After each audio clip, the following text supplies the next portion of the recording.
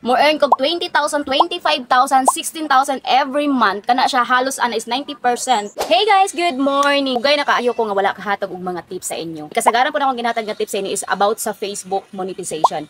But karon is lahi ang atong mga tips nga ihatag sa inyo kay tudluan ta mo pa unsa maka-earn adlaw-adlaw dinhi sa TikTok affiliate. Yes guys, sa black up po. Kasagaran pangutanan lang sa kuha, ma'am. Lagsugod na ko og upload or TikTok affiliate man pero wala may namalit. Wala may mupalit. Take note, nga kining tanang tips nga akong ihatag sa inyo is based lang ni siya sa akong experience. So kung nag-start ka mag-affiliate, ang pinakauna nimong buhaton, kinahanglan lang jud ka mag-upload every day. Kasagaran question, ma'am, wala man ko i-upload. Kay wala man ko na-approve sa pre-sample. Ikaduha is wala man ko kwarta i-capital para ipalit din ibaligya i-promote sa TikTok. Kabalo mo mga mi, nagsugod ko dinhi sa TikTok affiliate last March. March, wala ko'y item. Wala ko'y pre-sample, wala po ko'y gipalit nga item dinhi sa TikTok. Kabalo mo sa akong buhat na ako'y gigamit para sa akong nawong then gi-search na ko sa TikTok. Pag search na ko sa TikTok naa siya available siya nga item, ako siyang gihatagan og review kay user ko ato. Wa ko nag-expect guys nganing boom. Nakita ninyo ang mga nakapin sa akong video sa TikTok.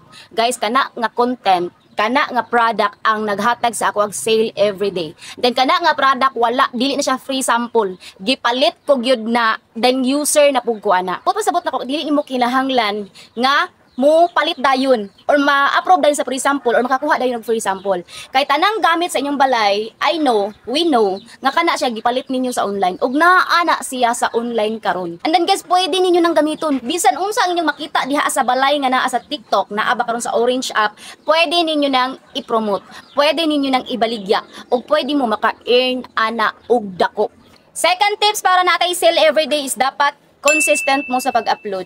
Bahala og sa isa ka adlaw is isa ka video, 2 video or 3 video. Pero kung dili makaya 1 video lang basta kay kada adlaw. Ngano man kinahanglan man gyud maging consistent. Guys, sa tanang butang kinahanglan consistent gyud ta para makuha nato atong goal nga maka-earn ta. Pag consistent man gud ta everyday na atay ma-reach nga people, natay ma-reach nga mga taong makakita sa atong video. So pag once nga maundang tag-post maski isa lang ka adlaw, so ang algorithm ni TikTok mag-ubos, maghinay. Kay ngano wala kanya nakit-an sa feed. So that's why kinahanglan nga mag-upload gyud ta adlaw-adlaw. Ikatulong nga tips, kini siya effective gyud siya sa kuha. Kung hinay gyud inyong views or naamoy views pero wala gyud siya kabot 100, 200, 300, guys try ninyo mag-delayed basket.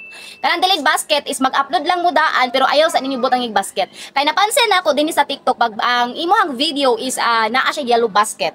So with yellow basket, ibig sabihin naka-promote ka og item. So kapag naa na siya, hinay kaayo ang views. Pag hinay ang views, wala gid tay benta. Syempre naka-base ta sa mga nakakita. Kay katong mga nakakita sa atong video nga gi-promote sa item nga atong gi-promote is mo palit man to, di ba?